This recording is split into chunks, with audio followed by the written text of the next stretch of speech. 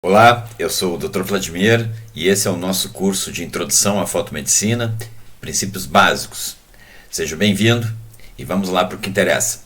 Mas antes, não esquece de deixar o teu like, né, e se inscrever no canal para a gente poder manter essa comunicação e essa troca de informação. Um baita abraço, te liga aí. Olá, gente, vamos começar hoje uma série de aulas sobre os princípios básicos da fotomedicina. Esse conjunto de aulas serve como apoio para as aulas que eu vou ministrar lá no curso de pós-graduação em dermatologia estética, lá na Câncio Gomes, na Medpós em Porto Alegre. Esse conteúdo eu vou deixar aqui inteiramente gratuito no canal, que a ideia aqui é realmente compartilhar conteúdo de qualidade. Então, eu estou compartilhando com vocês o conteúdo que eu vou dar lá no meu curso. Ou seja, eu poderia muito bem encapsular, empacotar esse conteúdo, né, e transformar em um curso pago. Mas eu sigo com aquele propósito de transformar esse canal num lugar democrático para a gente trocar conhecimento sem nenhum limite, sem barreira e totalmente gratuito. Beleza? Bora lá, porque o nosso objetivo de hoje é discutir princípios básicos de funcionamento de tecnologias como laser, radiofrequência, infravermelho, ultrassom microfocado, enfim, toda essa parafernália tecnológica que envolve a prática da estética no dia a dia. Ok? É claro que não dá para falar nisso sem falar um pouco na história disso tudo. A história disso tudo se confunde com a história da física, e isso deixa as pessoas um pouquinho assustadas, né? A física sempre traz um pouquinho de susto, de ideia de complexidade, mas a gente precisa, a gente tem que se aprofundar um pouquinho nisso. Tá certo que nós não vamos transformar isso num curso de matemática, um curso de física, nós não vamos ficar aqui divagando em cima de equações complexas, né? Como as do Maxwell, por exemplo, que a gente vai ver já, mas a gente tem que ter uma noção um pouquinho melhor de como essas coisas acontecem, até para poder discutir isso num fórum de debates, ou, por exemplo, ainda entender um artigo científico, não é? É muito importante que se tenha conhecimento. Muitas vezes nas aulas práticas, os alunos têm dificuldade, por exemplo, de entender por que você usou essa ponteira que é de depilação para fazer rejuvenescimento, por exemplo, né? E aí tu percebes que não existe um raciocínio por trás daquilo, né? E muitos colegas estão acostumados à fórmula de bolo, aquela coisa prontinha. E o que a gente quer aqui é justamente libertar vocês, para que vocês tenham uma capacidade de abstração e de cognição ao mesmo tempo, que torne possível extrair o máximo dos equipamentos. Tá? Então a ideia não é enjoar ninguém com aulinha de física, mas é sim despertar um pouco do conhecimento de vocês, entender um pouco da história e como as coisas aconteceram, porque afinal de contas quem não conhece a história sempre vai ter muita dificuldade de entender o que acontece na realidade hoje. A luz sempre exerceu um fascínio. A luz sempre esteve presente entre nós. Prova disso, a Gênesis, a Bíblia, já falava na luz, né? A luz é algo importante que transcende, né, essa coisa de iluminar, né? A luz e a helioterapia é algo muito antigo e está muito relacionado com as nossas crenças, com as nossas superstições. O homem pré-histórico, para sobreviver, precisava muito saber quando o inverno chegaria, quando a primavera chegaria, quando o verão, quando a estação das chuvas. Isso era vital para a sobrevivência do homem primitivo. E desde cedo ele aprendeu a observar o céu, as estrelas, os astros, a lua e o sol, e entender como que esse movimento podia ajudá-lo na compreensão da natureza e, em última análise, da sua própria sobrevivência. Então, essa endeusificação do sol e da luz solar, ela está presente em povos pré-históricos. Esse monumento se entende modernamente que foi construído justamente como uma espécie de calendário solar. É um observatório solar antigo, pré-histórico. E os deuses, como eram os responsáveis por afastar os maus espíritos, causadores de doenças, os deuses, o sol e a sua luz, passaram a compor essa ideia de cura, né? De saúde. Dados vindos da literatura grego-romana mencionam que a helioterapia foi utilizada largamente no tratamento de epilepsia, artrite, asma e obesidade. Helioterapia vem de hélio, que é sol, né? Nessas culturas, o banho de sol era tido como uma espécie de medicina preventiva, conforme ficou reconhecido por Heródoto no século VI a.C. Bastante tempo. Existem evidências de que os egípcios usavam algumas plantas fotossensibilizantes para tratar o vitiligo, plantas ricas em psoraleno, essa plantinha aí, ó, né? A Ami majus, ou Amium maior. Os psoralenos são conhecidos por serem fotossensibilizadores, o que significa que tornam a pele mais sensível à luz, o que pode ajudar a repigmentar áreas com vitiligo e outras manchas. Esse tratamento era chamado de fototerapia pelos antigos egípcios e era uma das muitas práticas médicas que eles empregavam. Hoje, os psoralenos são usados em algumas formas de terapia de luz para tratar várias condições, como psoríase, eczema, vitiligo. No século XIX, vários métodos destinados a melhorar os resultados da fototerapia foram introduzidos, dentre os quais podemos citar o uso de lentes para ajustar o foco dos raios solares, assim como caixas de vidro para colocar os pacientes e assim receberem melhor a radiação luminosa do Sol. Em 1877, Downes e Blunt descobriram que a luz ultravioleta, a luz do Sol, tinha efeito bactericida. A partir daí, uma série de bulbos de lâmpadas foram desenvolvidas com o objetivo de emitir luz e radiação ultravioleta com finalidade terapêutica e serviram de base para a actinoterapia, dissociando-se dessa forma a fotomedicina da luz solar como fonte única de radiação. Ou seja, surge a partir daí uma nova ideia de que é possível produzir de forma artificial energia luminosa com finalidade terapêutica.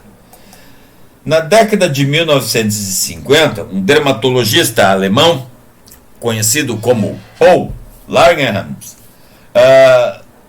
observou que quando passava psoraleno na pele, essa ficava mais sensível à luz e passou a utilizar isso combinado com radiação ultravioleta para tratar o vitiligo. Ou seja, ele resgatou aquele conhecimento egípcio e criou o PUVA, que é psoraleno mais ultravioleta do tipo A, usado até os dias de hoje, né? Como, por exemplo, claro que hoje se utiliza substâncias sintéticas que derivaram, né, do parente egípcio extraído da plantinha lá, né? Hoje, por exemplo, em 1974 foi utilizado o 8-metoxipsoraleno, que foi obtido de forma sintética, mas baseado na substância da planta, né? E utilizado ainda hoje para tratar uma série de condições dermatológicas na fototerapia moderna, que utiliza a radiação ultravioleta para sensibilizar essas substâncias e, consequentemente, a pele.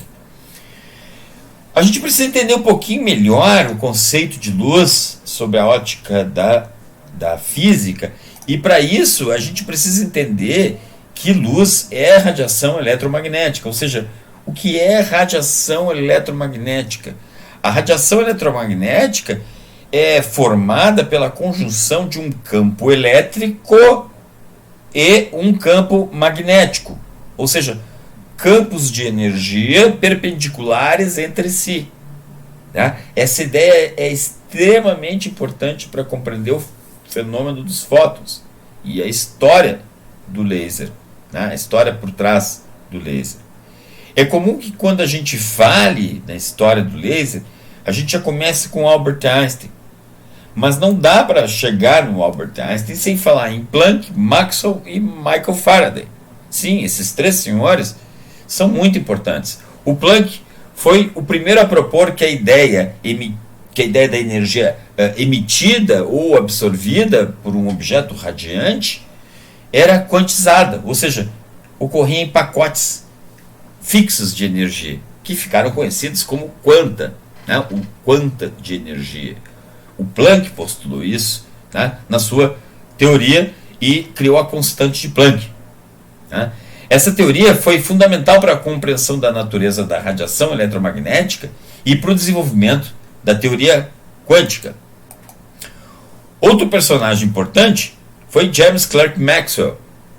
Ele desenvolveu a teoria eletromagnética da luz, que explicou a natureza das ondas eletromagnéticas, ou seja, ele demonstrou matematicamente como esse fenômeno ocorria. Ele criou equações que explicam o fenômeno ondulatório da luz. Né? Mostrou que a luz é sim uma onda eletromagnética e que se propaga no espaço numa velocidade constante.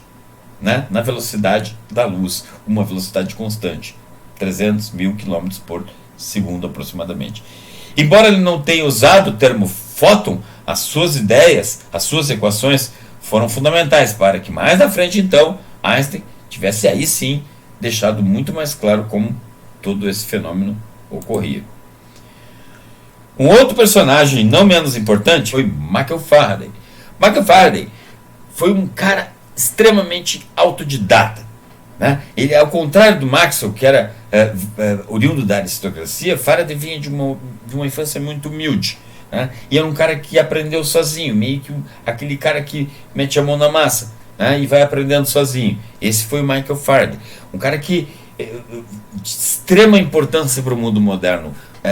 As bases do eletromagnetismo foram formuladas por Faraday. Dentre elas, o chamado efeito Faraday, que é o seguinte: ele demonstrou que a luz polarizada, ou seja, a luz que transita numa única direção, a luz polarizada podia ter o seu curso alterado por um campo magnético. Né? Ora, se a luz é sensível, a direção da luz é sensível a um campo magnético, então é possível que a luz seja de uma natureza semelhante. Né? Então, esse fenômeno ficou conhecido como efeito Faraday. E a sua descoberta, então, forneceu as evidências de que a luz é, sim, uma onda eletromagnética e ajudou a pavimentar o caminho para a compreensão do fóton como um pacote de energia associado a essa onda. Ou seja, a onda é um transportador dos pacotes, dos quantos de energia. Esses três caras juntos forneceram, então, as bases para que a gente entenda melhor a dinâmica, a física do laser. Em conjunto, as ideias do Planck, do Maxwell e do Faraday contribuíram para o desenvolvimento da teoria do fóton, que é uma partícula elementar e representa a menor quantidade de energia que uma onda eletromagnética pode transportar. Então, o fóton representa a menor quantidade de energia que uma onda eletromagnética pode transportar. A teoria do fóton é uma das bases fundamentais da física moderna e tem implicações em muitas áreas, não é mesmo? Os fótons são as partículas de luz, né? São a base do funcionamento de todos esses equipamentos, de laser, de LED, de luz pulsada. Todos emitem fótons. E a radiofrequência também emite fótons. Né? Qual a diferença dos fótons da radiofrequência para os fótons, por exemplo, do laser? Você saberia me dizer? Ainda não, mas a gente vai chegar lá. Primeiro, vamos passar nesse senhor aí, Albert Einstein. Sim, esse cara aí é realmente bastante importante e eu poderia passar o resto do dia falando nele, mas vai ficar muito chato para quem não gosta mesmo de física. Então, vamos lá e vamos entender. Sim, o Einstein se beneficiou bastante do trabalho daqueles três carinhas que nós já citamos, do Planck, do Maxwell e do Faraday, ao desenvolver a sua teoria da relatividade e sua teoria do efeito fotoelétrico. Einstein usou as ideias do Planck sobre o quanta de energia para explicar a natureza corpuscular da luz, ou seja, a natureza de massa, de partícula que a luz também tinha, né? E que era um conceito controverso naquela época. Ele também usou as equações de Maxwell para desenvolver suas próprias equações eletromagnéticas, para demonstrar ele mesmo, com as suas equações, o comportamento eletromagnético desses quantas de energia, né? E a descoberta do Faraday, do efeito magneto-óptico, que descreve a rotação do plano de polarização da luz ao passar por um campo magnético, foi um precursor importante para a teoria do spin.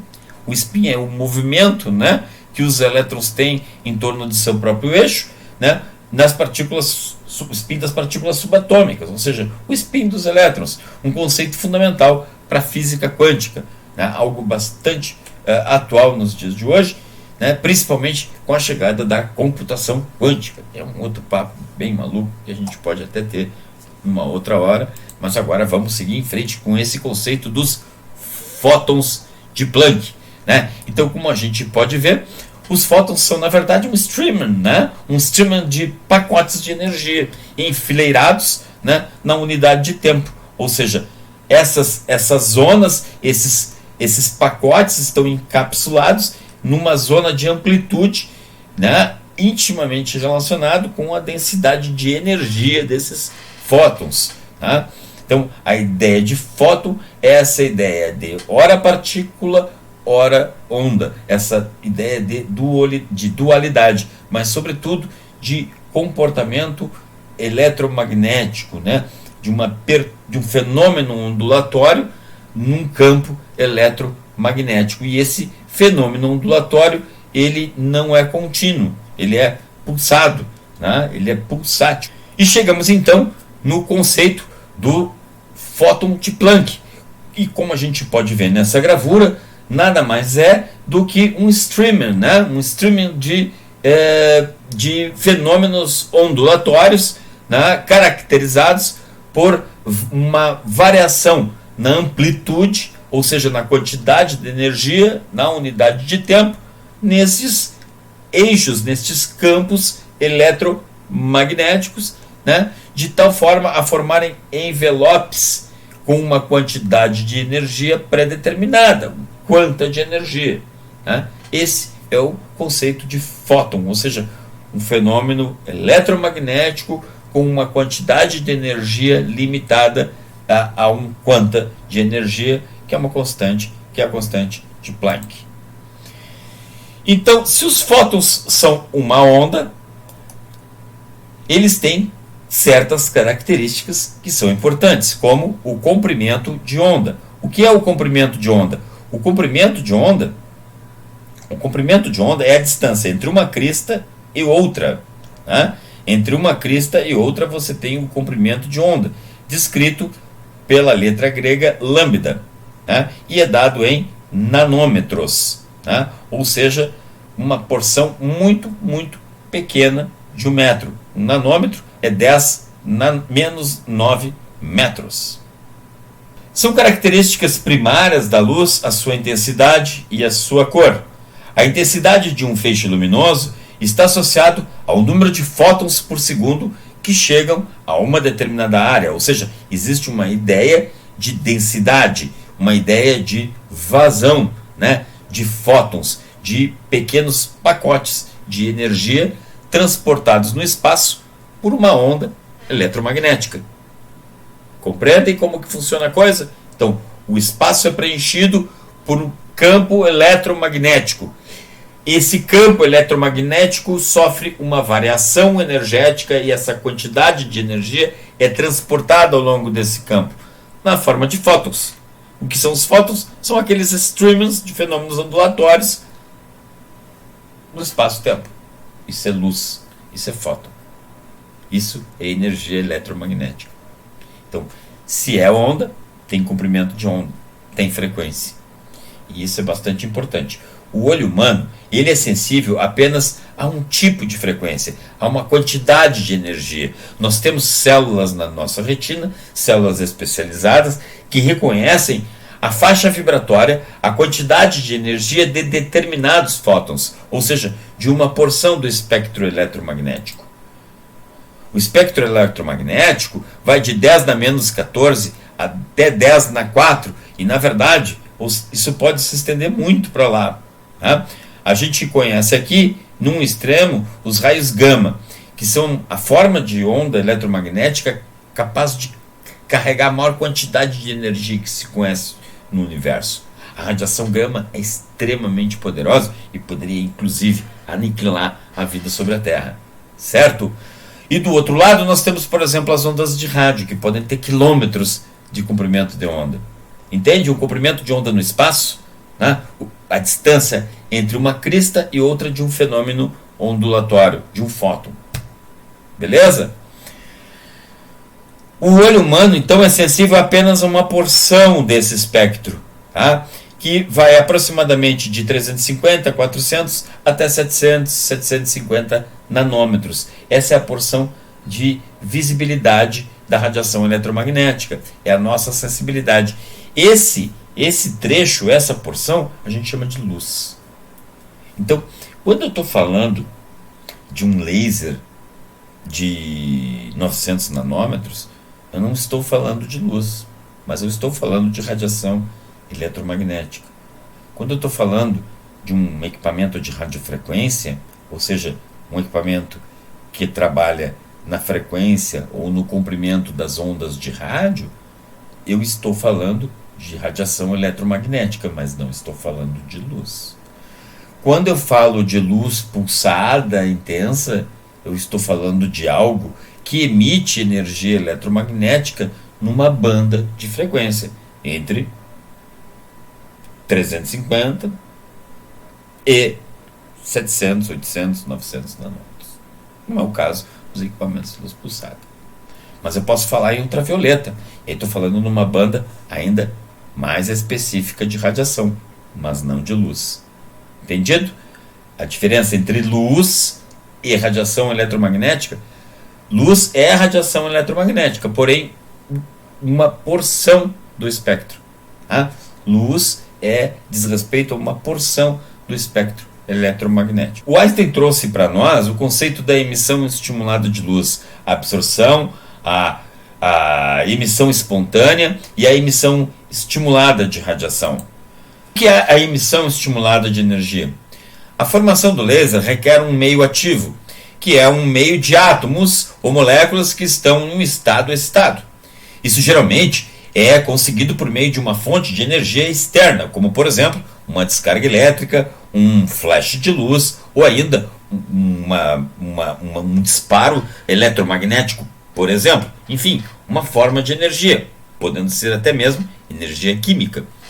A excitação fornece energia aos átomos, fazendo com que eles alcancem estados mais excitados, no qual os elétrons estão num nível de energia mais alto do que o normal. Os átomos excitados têm uma vida útil finita no estado excitado e, eventualmente, retornam ao seu estado fundamental por emissão espontânea de radiação. Ou seja, o átomo está num estado fundamental, recebe energia, ele é excitado, o elétron sobe para um nível energético maior e depois, quando volta, libera um fóton. Um fóton de energia. Esse fóton de energia vai ser produzido dentro de uma cavidade fechada, conhecido como caixa de ressonância óptica.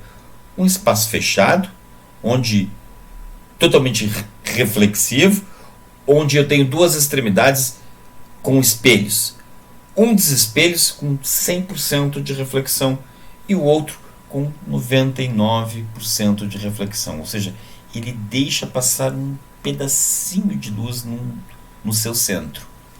Um pouquinho de luz ele deixa passar. Os elétrons são excitados. Os átomos nesses elétrons excitados passam para um orbital de maior energia, ficam lá por um tempinho e voltam para o seu orbital original. Quando eles voltam, eles liberam fóton, que tem um certo comprimento de onda. Como esse fóton vai ser liberado e como ele está aprisionado nessa caixa de ressonância, nessa caixa de reflexão, ele vai voltar e vai bater num outro átomo. excitando esse átomo novamente, fazendo com que ele pule, o elétron pule por um orbital de mais energia e libere um outro átomo, um outro fóton, perdão, exatamente igual ao que o criou, com o mesmo comprimento de onda, com a mesma frequência, com a mesma fase, ou seja, um fóton gêmeo. Esses dois fótons vão de novo refletir, vão bater em outro átomo e vão gerar outros dois, os 2,4, os 4,8, os 8,16, 16,32, e isso vai causar uma verdadeira explosão de fótons dentro dessa câmara de ressonância óptica. Em algum momento essa pressão óptica vai vencer a resistência de um dos espelhos e eu vou ter um feixe de laser. Como que funciona essa cavidade de espelhos? Como que funciona essa caixa de ressonância óptica? Então, primeiro a gente tem, né, nessa estrutura, primeiro a gente tem um meio, né, um meio. Esse meio pode ser, então como a gente viu, ele pode ser sólido, ele pode ser gasoso e ele pode ser líquido, né? Pode ser um bastão de rubi, pode ser um bastão de outro cristal qualquer, né? Por exemplo, um bastão de neodymium, né? Que é uma conjunção de semicondutores. Pode ser um erbium, né? Pode ser ainda um outro material, como por exemplo alexandrita, né? Então o meio diz respeito ao tipo de material. Pode ser um gás, como o gás carbônico, nos lasers de gás carbônico, né? Então é um tipo de material que vai fornecer os átomos que serão então excitados por uma fonte de energia. É muito comum que se utilize lâmpadas de flash para essa finalidade. Tá? Lâmpadas de flash, como aquelas lâmpadas de flash fotográfico mais antigas, né, que fornecem uma imensa quantidade de fótons. Então elas desprendem muita energia. Essas lâmpadas são utilizadas para excitar os átomos do nosso meio. No caso, vamos admitir um bastão de rubi a título de exemplo. Ok? Então, eu tenho uma lâmpada de flash que vai fornecer fótons para excitar o meu bastão de rubi, que é o cara que vai fornecer aqueles átomos que vão ficar excitados e vão tornar possível o fenômeno de emissão estimulada. A lâmpada então é disparada, ela emite os fótons em direção ao meio, ao bastão. E vejam aqui nesse esquema como é que a coisa toda acontece. Ó. Eu tenho um fóton, um átomo excitado inicialmente, ele vai disparar um fóton, né, que vai atingir um outro átomo, que vai produzir dois fótons e assim sucessivamente, né? Ou seja, é um efeito em cadeia que ocorre até que num determinado momento eu tenho todos os fótons alinhados e a formação do feixe de laser, né? Então, o que acontece ali, gente? Ó, o que acontece aí? Primeiro, eu tenho um átomo num estado normal. Aí esse átomo recebe um fóton da lâmpada de flash. Esse átomo fica excitado. O elétron passa por um orbital superior de maior energia. Permanece lá por um tempo. Quando ele volta, ele emite um outro fóton no mesmo comprimento de onda que o gerou. Esse fóton vai bater naqueles espelhos várias vezes e voltar e vai excitar outros átomos, que vão produzir outros dois fótons, que vão viajar, refletir, e vai produzir uma verdadeira reação em cadeia, uma explosão de fótons dentro desse material. E como eu tenho dois espelhos com capacidade reflexiva diferente, ou seja, um espelho com 100% de reflexão e outro com 99 ponto alguma coisa, né, em algum momento a pressão de fótons dentro desse meio vai ser tão grande que vai vencer essa resistência e eu vou ter a formação de um feixe de luz de laser, que é um feixe de laser, perdão, que nem sempre é luz, né? O laser só será luz se estiver dentro de um comprimento de onda visível, senão não será luz, né? Porque por definição, luz é aquela faixa, aquele pedacinho do espectro eletromagnético cujo o olho tem alguma sensibilidade. Entenderam como se forma então o laser? Esse é o princípio da radiação estimulada, ou na verdade, né, esse é o princípio pelo qual se amplifica a luz através do princípio da emissão estimulada de radiação. Em 1960, Theodor Neumann conseguiu pela primeira vez, então, a emissão estimulada de radiação. Né? Então, o primeiro laser foi concebido por este senhor em 1960, e justamente aí, esse laser foi concebido justamente com um bastão de rubi. Né? Esse bastão de rubi está envolto por uma lâmpada helicoidal, uma lâmpada de flash. As lâmpadas de flash normalmente são tubos de vidro com um gás a alta pressão, um gás xenônio ou criptônio a alta pressão. Quando uma descarga elétrica é produzida dentro desse tubo, esses gases emitem uma quantidade absurda de luz. É o flash. Né? Ou seja, uma quantidade absurda de fótons. Esses fótons vão penetrar no bastão de rubi e vão provocar aquele fenômeno da emissão estimulada. Então, milhões de fótons vão penetrar no rubi. Esses milhões de fótons vão produzir zilhões de outros fótons, que vão ficar refletindo e produzindo outros zilhões. Entenderam o fenômeno da multiplicação? Em algum momento, terei zilhões de fótons idênticos uns aos outros. E isso vai formar um feixe de laser, que é algo muito único em termos físicos. E a gente vai saber por quê mais adiante.